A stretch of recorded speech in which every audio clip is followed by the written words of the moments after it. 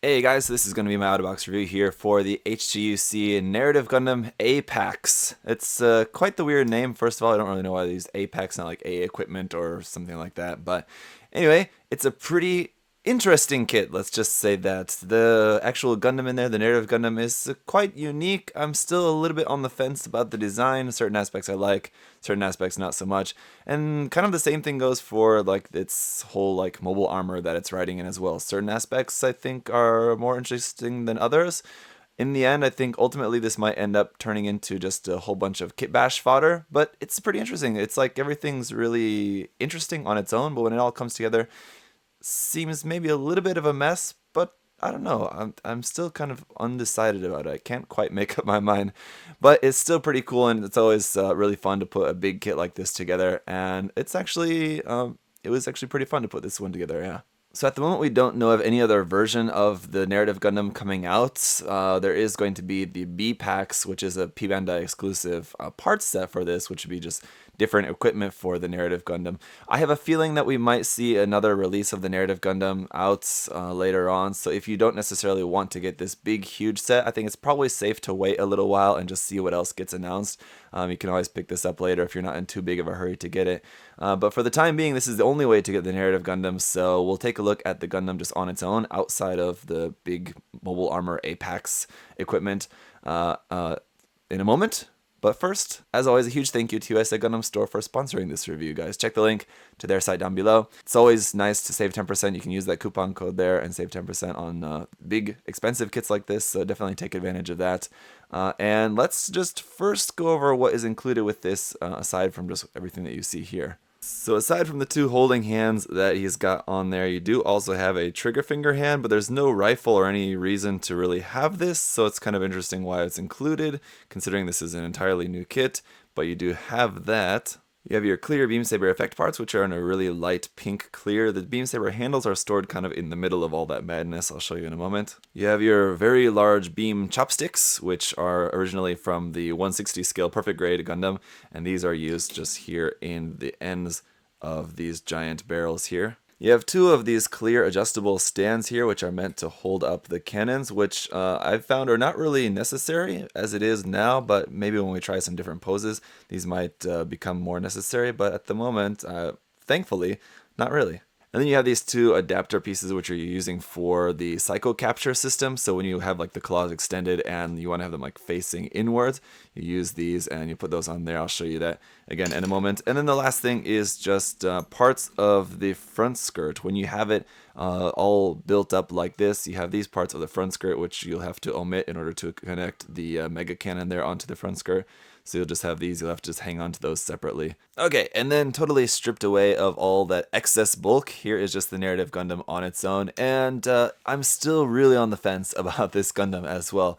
I like the majority of the design, I think, because it's basically sort of like a prototype new Gundam, sort of, in how it looks, with some of the elements looking a little bit like the Unicorn Gundam as well, some of it there. And that's all really cool, but then certain other aspects I don't really like. I just can't really bring myself to like the exposed frame on the thighs and the upper arm. It just really doesn't look very cool in my own opinion. But a lot of the rest of it I do like, so I don't know if I would eventually probably want to do some kit bashing to give this actually full armor on its arms and legs, and I think that would probably help a lot. But also, the big thing for me personally is just I don't really like the look of the torso as well. It also just doesn't really look quite right to me. The vertical slots for the chest vents just look really strange compared to the horizontal style that we're typically used to on most other Gundams. But then let's just talk a little bit about the articulation of the Gundam itself. First off, the stickers. There's just the stickers there for the eyes and the head camera there on the front and the head camera there on the back. So while the actual Apex mobile armor setup is much more sticker heavy, the Gundam itself is virtually nothing. And while it's pretty monochrome with being just mostly white and gray, you do have some really nice color separation here in the stomach section with the red, the white, the blue, the gray, and then a little bit of clear there, which looks like it's a core fighter hatch. When you're putting it together, it really looks like that's like part of a core fighter in there. I don't believe that this is based off of having a core fighter, the Gundam itself. I could be wrong, but that's really what it looks like when you're putting it together. Then up here for the head, you do of course have safety flags on each of the 4 points of that V-fin. I just went ahead and removed those, sanded them down, sharpened them up a little bit. The head articulation will go up to there, which is pretty nice, especially for when you've got it hooked up into the apex. You need to have it kind of looking up and forward ahead a little bit like that. And then articulation down to there, all very nice. Really nice just design for this head as well. I like that. Again, nice color separation with a little bit of like light gray there on the side of the head as well. It does kind of help to just break up this completely white head. As for the shoulder movement, you can really only move that forward and back a little bit, but then wait, actually you can slide out the side of the torso just a little bit like that, and then you're able to bring that forward a little bit more like that, so you have a really cool gimmick built into the torso of this. So putting this Gundam together was actually pretty interesting building the torso. It's a pretty interesting construction all in all. I'll also take a moment to note that there are actually no seam lines on this kit at all, on the Gundam itself anyway, except for just a little one there like on the top of the head, like the middle of the top of the head, and that's it. The shoulders do have the swinging polycap ball joint, but it will swing upwards rather than out, so you can bring the arm up all the way to there, which is pretty good. It looks a bit weird, again, just because of the skeletal nature of the arm there. It just looks kind of strange. But anyway, the shoulder design, I do really like this. Just the design of the shoulder armor is pretty cool there. And again, the two-tone color looks nice. You have the normal point of rotation there at the top of the arm, but then you also have a rotation here just below the elbow joint. So that's pretty unique for this kit. The elbow itself will bend there to more than 90 degrees, but it still is just a single joint there that you have in the elbow. And again, no seam line in the forearm because it's separated into a top and bottom half of the armor instead of split down the middle, which is very nice. The wrist is just on a ball joint, so you can move that around like so. In the stomach section, you have a really nice forward and back ab crunch there. It's very nice. A ball joint there at the base, so you can move that around and then bend it a little bit as that is as well. Side to side, though, is really only going to be just like whatever the ball joint will allow you there at the base of the torso. The side skirts are joined but can be clipped apart to move individually up and down like that. The side skirts, which are also really interestingly designed with a little fin detail on them, it's quite nice. Those can move up a little bit out like that, so you can bring the leg out. So still pretty much almost entirely 90 degrees out, so that's not going to be an issue. Back skirts not going to move at all, as well as with the backpack. Nothing moves as well on that, except for the thruster bells will move a little bit because they're on ball joints, but that's pretty much it. The hip joint is on a track, so that can actually move a little bit forward and back there, inside there. Of course, the legs will just rotate there at the top. With the front skirt lifted all the way up, you can still only bring the legs up to about 90 degrees from the body, so not as high as you might particularly like if you wanted to get some really exaggerated poses, but a nice double joint there in the knee with some nice piston detail there in the knee joint. No separation of the knee armor though, unfortunately. But again, some nice two-tone coloring there with the white and the off-white light gray color. The back of the leg will open up a little bit like that, again kind of similar to the new Gundam. And I do kind of like this very minimal or almost lack of ankle armor here. You have this little bit which does move up and down like that, which is pretty cool. It's pretty interesting, and again, very unicorn-esque looking sort of design here with this bit there at the front of the lower leg. The ankles themselves will move side to side pretty nicely there. No bend in the toe, unfortunately, as the foot is just kind of all one piece, but you can bring that up to there, down all the way back to there, very nice, and then up underneath the feet. Some nice detail up underneath there as well. And the beam sabers are not stored anywhere on the Gundam itself. They're actually stored here at like the base of the connection point for the apex. So you can just pull one or both of those out if you want to use those. So the narrative Gundam on its own, if you decide to display it outside of the apex, maybe you want to use that as just kit bash material, or you're going to put in a different Gundam in there instead, then you could just have the narrative Gundam on its own like this, and it makes for a pretty cool kit just on its own. So I do kind of hope that we do get a different version of this kit out later that is just kind of a little bit more simplified, a little bit more like just a standard release of a Gundam where we've just got like the kind of standard beam rifle shield kind of combo, because it does make for a pretty cool kit. And it is unfortunate that we didn't get anything else included with this, like a beam rifle, which would have been nice. Shield, you know, maybe not as necessary, but just in case for any people who did want to do a little bit more with just the Gundam itself, the two beam sabers are nice, but maybe one other accessory would have been cool. Then to put back on the apex, basically what you need to do is remove these bits on the side of the front skirt, as I mentioned before. You'll attach on the high mega cannon parts onto the front skirts there. So now he's looking pretty cool, pretty rockin'. And then you need to attach on the leg parts. But before we do that, well, we got this just out on its own. Let's just talk about the articulation and stickers and things for this. First off, stickers. It's got little yellow stickers for that bit there, little white stickers for this bit here.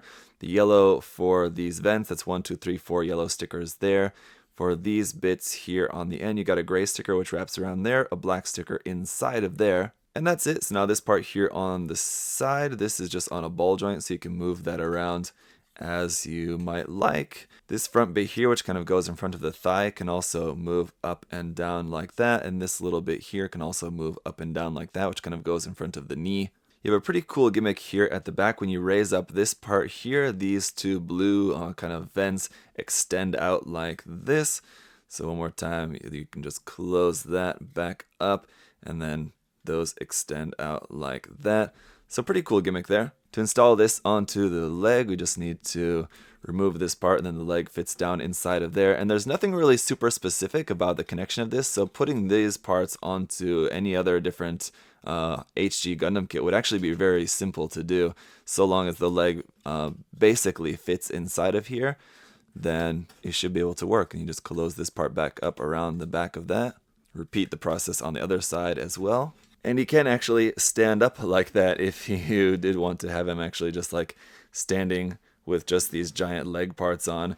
You could do that, which is pretty cool. I actually really like these parts in general, so these are pretty useful, and I think these will make for some pretty cool kit bash parts, if not used with this kit, or, you know, just kind of mix it up a little bit with the design of the narrative Gundam here. And then you have the stand, and everything else is all attached onto this big rig here, and there's a big square plug here which plugs right into the back of the back skirt of this Gundam. So this would be a little bit harder to use on just any Gundam. You would have to have modify this connector to connect into the back, or connect into the back skirt, or whatever Gundam that you wanted to attach that to. But it should just fit easily and should just fit nicely into the back of its back skirt like that, and it's a pretty nice, good, solid connection. And there's nothing to really hold up the legs, and just because of the weight, they're just kind of going to be resting down on the ground like that. As for the arm bits for the Psycho Capture system, those can move out side to side like that, but cannot be rotated up and down at all, so there's no movement that way. You can rotate them a little bit side to side though, like so, and this connector, which is for grabbing onto the handle here, has some articulation. You can rotate that and move that forward and back, bend that a little bit side to side like that, and then the handle itself will rotate, so that's very easy to handle. The movement here all in that handle part shouldn't give you any trouble with actually using this in the hand. A couple more stickers to point out on this is this dark blue bits here around these yellow cones. Those are stickers there, and then of course the red little lining bits around the end of the fuel tanks, those are stickers as well. And then you have your missile pods here at the back, 3 on each arm, so 6 missile pods in total. And when you just pull off the cover of there, you've got 5 little missiles in that with 5 little red circle stickers to put on those, so that's giving you a total of 30 little red circle stickers to stick on the ends of the missiles. That was a little bit annoying to do, but not too bad. And then the thing is with these covers for that is that just once you take it off, there's nowhere to really put it. So it would have been cool maybe if that was an actual hinge instead of just a removable part, but those are still pretty cool looking. For the actual Psycho Capture system, these are just kind of locked in place, but if you pull out the back bits on there to kind of release those, then you can slide this bit forward all the way to the front, all the way out, and then open that up and bend this little bit here at the end as well to make for the big claw there at the end. And this is certainly very large. And now that we've got the weight added to the end of the long barrel there, that is going to be weighing down, and you might want to then actually use this stand a bit here. We need to raise that up a bit, I think, like that. So that stand is going to be coming in handy now. Alright, and it's getting a little bit hard to fit in the frame here, but with the claws extended, it's definitely a really cool and unique gimmick, I'll give it that. I don't know if it's something that I'm like completely sold on. Again, it's just kind of my overall thoughts about this thing in general still, but it's definitely very unique, I'll give it that. So if this is something that you think looks pretty cool, I gotta say it does it well, so there's no problem about that, there's no question.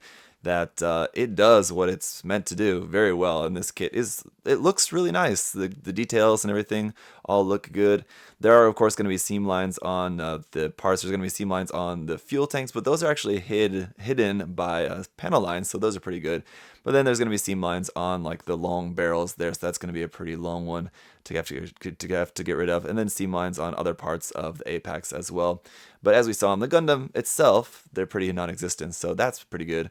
And as for stickers, you do have a good amount of them on the apex, but still it's really nothing too terrible. For the most part, they're pretty simple ones. If you wanted to just paint them, they'd be relatively simple to just mask and paint those without giving you too much of a headache. So again, not really too bad, I think, on the stickers as far as big HG kits like this go.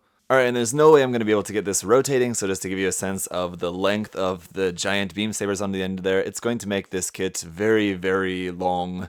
So I think that's probably going to be a killer for people's shelf space if you want to actually display that like that. It's a cool thing to be included, but I have a feeling that most people are maybe not going to actually be displaying the kit like that. Right, so the last thing then is to just remove this claw part. You remove that part out of there, swap that for this one here on the end, and then you can make your claws pointing inwards like that for engaging the cycle capture system. And then again, for a sense of scale and size comparison, here is what the Phoenix Gundam actually looks like, kind of inside of there.